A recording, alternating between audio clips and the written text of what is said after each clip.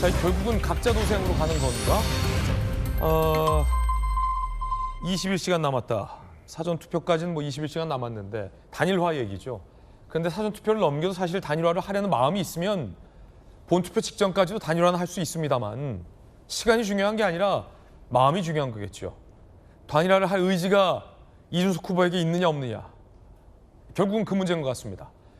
단일화를 할 의지가 있으면 이준석 후보가 단일화 할 것이고 마음이 없으면 단일화는 안 되겠죠.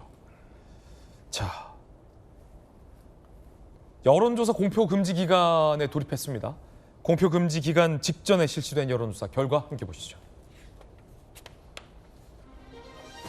자, KBS 여론조사 결과 이재명 후보 45, 김문수 36, 이준석 10.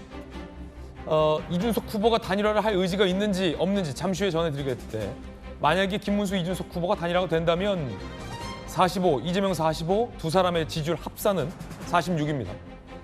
자, 뉴시스 여론조사 결과를 보면 이재명 후보가 48.9, 김문수 후보가 39.6입니다. 이준석 후보는 10%에 못 미쳤어요. 9.9%입니다.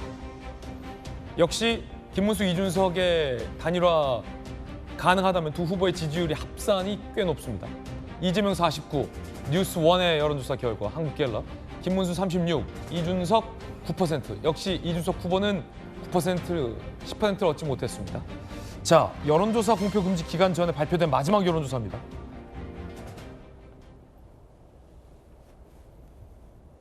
일단 첫 번째는 이준석 후보 지지율이 3개 중에서 2개에서는 10을 못 얻었어요. 앞서 정광재 대변인이 계속 지적했던 부분이 저 부분인데 이준석 후보가 만약에 본투표에 실제 투표에서 득표가 10%를 못 얻는다면 단순히 어떤 정치적인 존망의 문제뿐이 아니다. 다른 여러 가지 리스크가 있을 수 있다라는 분석해 주셨잖아요. 근데 공표 기간 전에 나온 여론조사들이 이준석 후보가 지금 10%에 못 넣는 조사들이 지금 꽤 많은데 어떻게 보세요? 사실 이 객관적인 정황을 분석할 때 제가 많은 그 선거 결과를 잘 예측했다고 생각하거든요. 근데 지금 이준석 후보가 독자 후보로 그 제3지대에서 뛰었을 때 10%를 얻을 수 있을까 없을까? 네네. 이건 정말 모르겠어요. 전 정말 50대 50. 그래서 조금 운이 좋으면 10% 넘을 수 있을 것 같고요. 운에 달렸다. 운이 나쁘면은 9.78%에 그칠 수도 있을 것으로 혹시 보는데. 앞서 TV 토론의 어떤 그 발언 논란도 영향을 미칠까요? 저는 사실 그 선거 막판에 가장 많은 영향을 주는 게 막말 변수라고 하잖아요. 이게 어제 직접적으로 인용한 막말은 아니었겠지만 대중이 인식하는 것은 거의 막말 수준으로 인식하고 있거든요.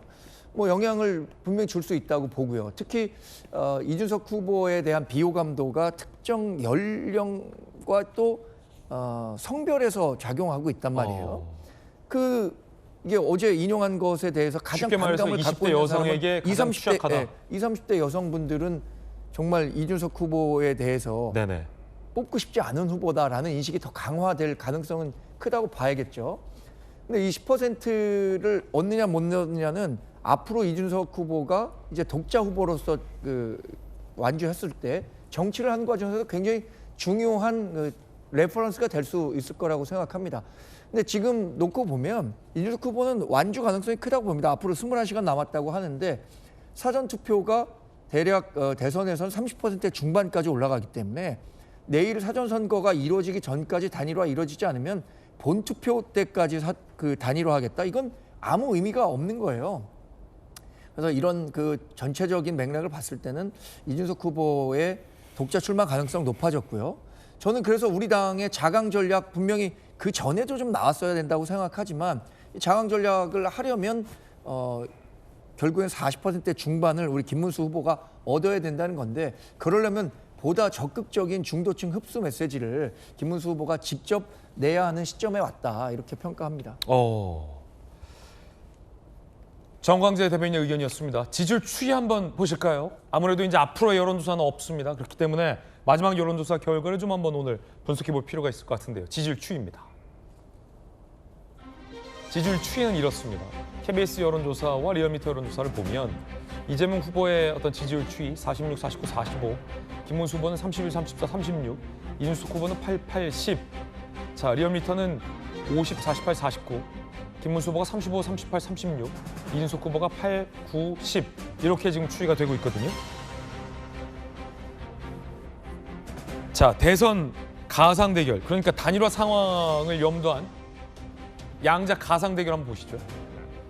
김문수 후보로 단일화가 됐을 경우 44대 41. 두 후보는 오차 범위 내에서 박빙을 펼칠 것이다 라는 여론조사가 나왔습니다. 이준석 후보로 단일화가 된다면 9%포인트 차이가 날 것이다. 다소 차이가 많죠. 43대 34. 자, 이 여론조사 결과가 의미하는 건 뭘까? 정혁진 변호사님, 네네. 물론 어제 이준석 후보가 단일화 안 하겠다 기자회견 했지만 단일화가 만약에 된다면 이재명, 김문수 이 두 사람은 오차 범위 내에서 박빙을 펼칠 것이다라는 게 지금 나와 있네요.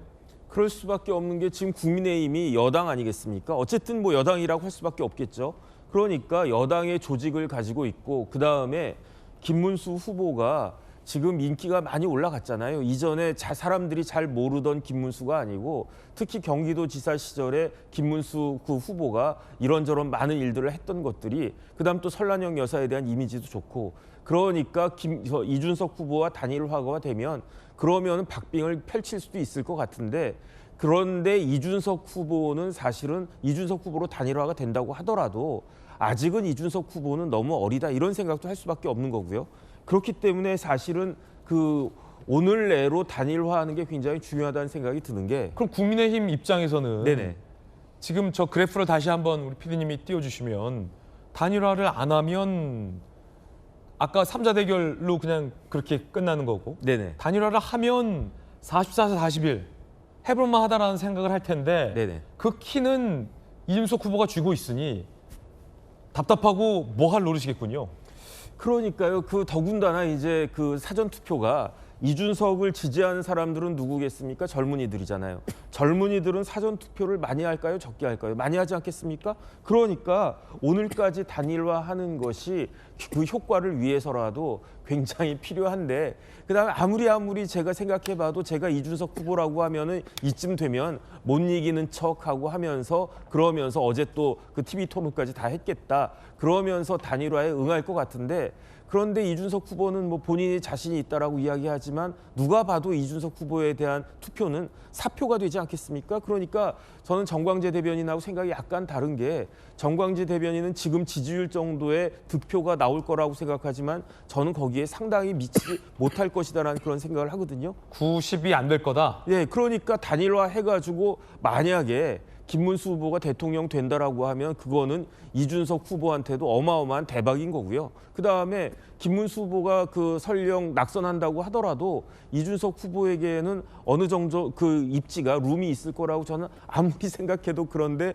뭐 평양감사도 본인이 싫다라고 하니까 그러면 어쩔 수 없겠다. 그런데 과연 끝까지 계속 그 유지할 수 있을지 그다음에 이제 결과가 딱 오픈이 됐을 때 그땐 또 어떤 일이 벌어질지 그런 부분들까지 좀 잘 생각하는 게 좋지 않을까 그런 느낌이 듭니다. 양태경 변호사 어떻게 보십니까? 앞서 이 여성 특정 신체 부위와 관련된 이준석 후보의 발언이 이제 앞으로 여론조사 공표 금지 기간이라 여론의 변화가 어떻게 이어지는지 알 수는 없는데 영향을 미칠지. 두 번째는 이준석 후보의 어떤 이 영향을 많이 미친다면 이준석 후보가 지금 한 9에서 10 남짓인데 더 떨어질 수도 있다는 건데 그러면 이 막판에 어떤 단일화 가능성의 변수가 있는지 어떻게 보세요? 예, 저는 앞서 말씀하신 뭐 정 대변인과 정 변호사님 말씀을 동일하면서 그 사실 이 선거 막판이 되면은 제일 중요한 게 이제 입조심, 이제 설하거든요. 근데 이제 어제 TV 토론에서 나왔던 뭐 진짜 심각한 막말이 저는 굉장히 표심에 영향을 미칠 거라고 생각을 보고요. 또 특히나 이제 결국 막바지가 되면 이제 사표를 방지하고 싶다는 심리, 그러니까 내가 그 낸 표가 아무런 이 당선이라든가 그 득표에 큰 영향을 미치지 못하게 되면 결국은 당선은 좀 당선 가능성이 높은 쪽으로 몰릴 수밖에 없는 심리가 적용이 돼서, 그러니까 즉 결국 보수나 그 후보자 보수 이제 국민들은 좀 결집하는 양상을 보일 거로 보입니다. 그래서 실제 저 발표된 여론조사보다는 이준석 후보의 득표율은 좀 많이 떨어질 거다 그렇게 예상을 하게 되고요. 그래서 저는 사실은 뭐 양쪽 뭐 이재명 후보나 김문수 후보 측 표 차이가 그렇게 크진 않을 거다 그렇게 예상을 하고 실제 저 여론조사 지지율보다는 실제 이준석 후보의 득표율은 좀 많이 떨어지지 않을까 그렇게 예상을 합니다. 예. 자, 정혁진 변호사님, 양태정 변호사님의 어떤 개인적 견해다라는 말씀 드리겠습니다. 어제 이준석 후보가 단일화는 없다라고 못을 박았습니다. 그런데 이 본투표까지는 아직 시간이 남아있다라는 얘기도 나옵니다. 한번 들어보시죠. 저는 저희 당 전체 당원과 지지자 그리고 국민 여러분께 거듭 말씀드렸습니다. 비상계엄에 책임이 있는 세력으로의 후보 단일화는 이번 선거에 없습니다. 저를 응원해 주시는 모든 분들께 또렷하게 응답하겠습니다. 끝까지 싸워서 이기겠습니다. 제가 뭐 사퇴 요정도 아니고 계속 만나가지고 김문수 후보한테 얘기한다든지 아니면은 이야기할 필요는 없다 이렇게 생각합니다. 답은 나와 있는데 답을 받아들이기 어려운 상황이 있겠죠. 그렇기 때문에 김문수 후보가 어떤 판단하는지 개인의 자유겠지만은 결국은 이재명 후보를 꺾을 수 있는 방법이 있음에도 그것을 용기 있는 판단하지 못한 것에 대한 책임은 아마 김문수 후보가 져야 될 수도 있을 것이다. 이런 말씀을 드리겠습니다. 또 회동 계획은 없다고 생각합니다. 예, 전혀 없습니다. 여론조사를 보면 9에서 10, 간신히 10 정도가 나오는 여론조사. 이준석 후보는 만약에 선거에서 지면 사퇴하지 않은 김문수 후보 때문이다라며 단일화를 하지 않겠다라고 밝혔습니다. 이준석 후보와 형 동생하는 동생을 다 맡고 있죠. 김용태 비대위원장은 어제 단일화를 사실상 포기하는 발언을 했습니다. 들어보시죠. 단일화에 대해서 저희가 여러 번 말씀을 드린 바가 있는데 개혁신당에서 단일화할 생각이 없다라는 입장을 계속 밝힌다면 저희도 그 뜻을 존중할 필요가 있다고 생각이 들고요. 앞으로 단일화가 없더라도 저희는 3자 구도에서 김문수 후보가 이길 수 있다는 확신이 있습니다. 다만 이재명 독재를 막기 위해서 누가 가장 확실한 후보인지는 많은 시민들께서 표로 심판해 주실 거라고 생각이 듭니다. 그 부분은 개혁신당에서도 일관되게 오늘도 기자회견을 통해서 입장을 발표한 바가 있고요.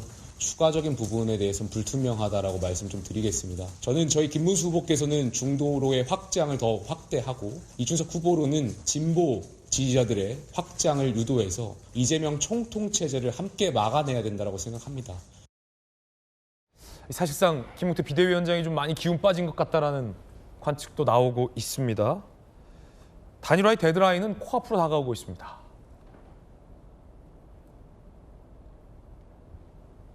자, 대선 완주 의지, 자강론을 거론하면서 데드라인을 맡고 있는 이 두 명의 친한 형 동생 사이인데요. 이제는 뭐 개혁신당의 후보와 국내미 비대위원장 자격이죠. 자, 당 내에서 이제 어르고 달래기는 없다라는 얘기도 나옵니다.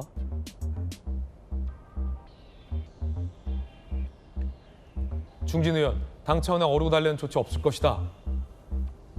준찍명, 이준석 지금 이재명 당선 캠페인으로 갈 수밖에 없다. 고사작전으로 갈 수밖에 없다. 김문수 캠프 관계자, 이준석 표는 사표란 점을 부각해서 표를 흡수해야 된다.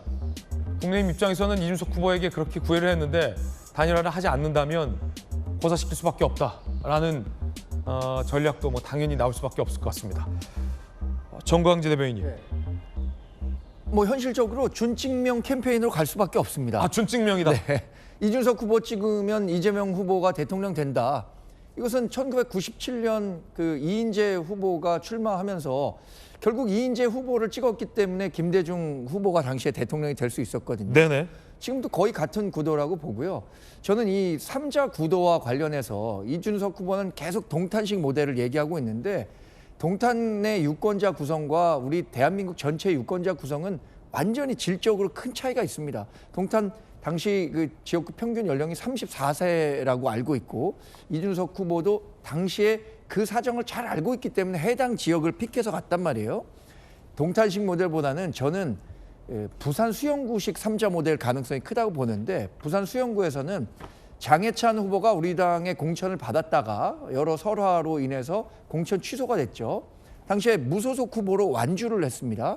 우리는 새로운 후보인 정연욱 후보가 51%를 얻어서 당선이 됐는데 민주당 후보가 40% 얻고요. 그래서 51대 40대 9 이 정도로 나뉘면서 우리 당 후보가 당선이 됐었는데 결국에는 이준석 후보 완주하게 될 경우에 이 3자 구도에서 제가 아까 말씀드렸던 것처럼 10%에서 운이 나쁘면 좀 뭐 9%대 8% 떨어질 수 있는 거고요. 우리 당 후보가 45% 얻으면 그럼 되는 겁니다.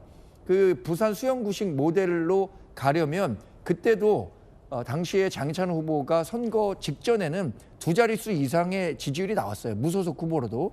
그런데 우리가 캠페인을 했었던 건 결국엔 장해찬 후보 뽑으면 소중한 한 석이 그때 당시는 정말 개헌이 흔들릴 정도의 100석 아래로 떨어질 수도 있다고 얘기했기 때문에 그런 위기감이 고조되면서 우리 당을 지지했던 반들이 결집하면서 정현욱 후보가 당선될 수 있었던 거거든요. 그래서 부산 수영구식 모델을 우리가 전략적으로 벤치마킹하면 그게 바로 준칙명과 동일한 손상이 있다고 보거든요.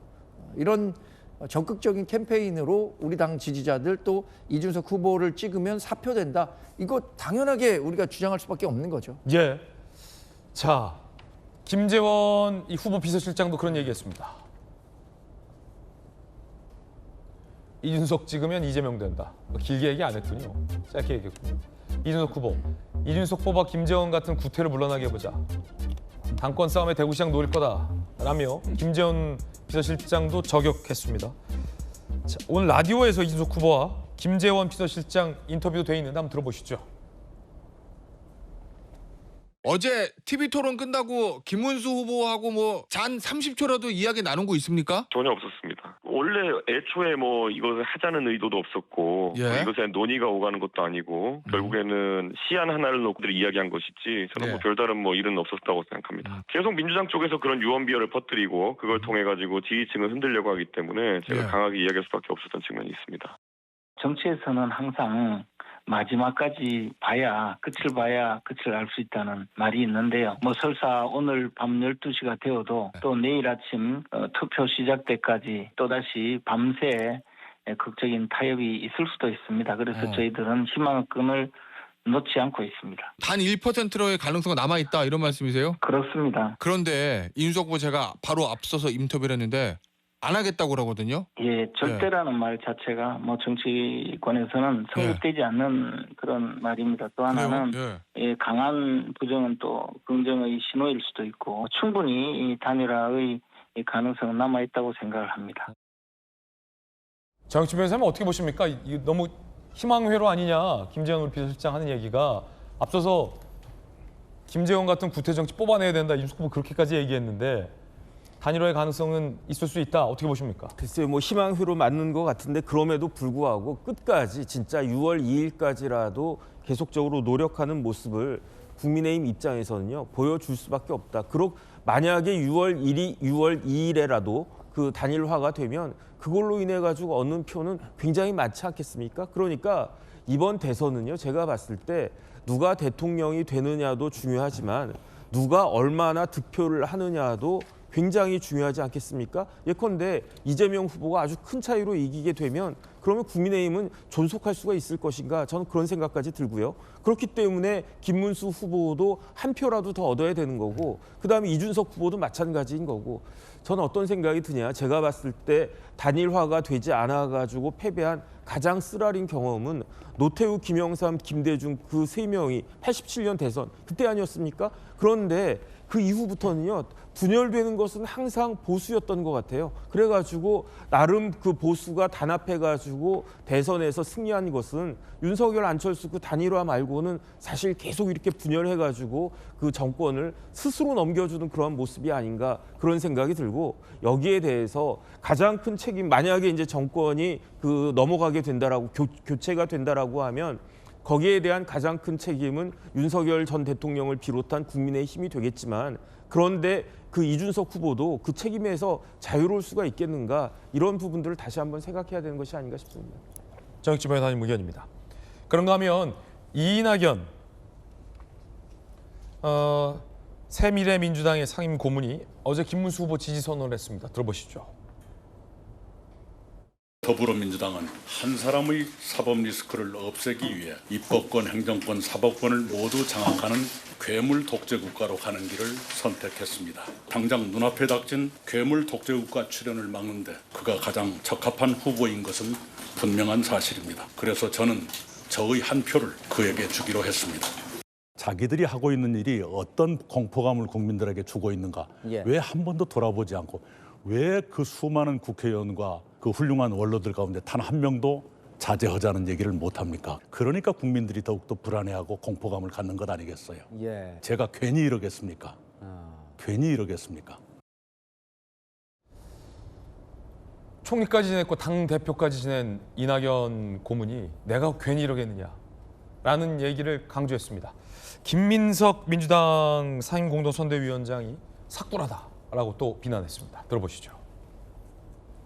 한마디로 저는 오늘의 김문수, 이낙연 두 분의 모습을 보면서 공도동망이라는 한 단어가 떠올랐습니다. 한 길에서 함께 망한다는 뜻입니다. 마이너스 10점 이상에 해당하는 이낙연 후보와 결합하는 것이 무슨 정치적 의미가 있겠습니까? 이낙연 전 대표는 이제 본인이 일관되게 젊은 시절부터 추구했던 사쿠라 행보의 끝을 대단원을 이뤘습니다. 내란 야합이자 변절자들의 야합이자 사쿠라들의 야합이자 긍정적 비전 없는 네거티브들의 야합이다.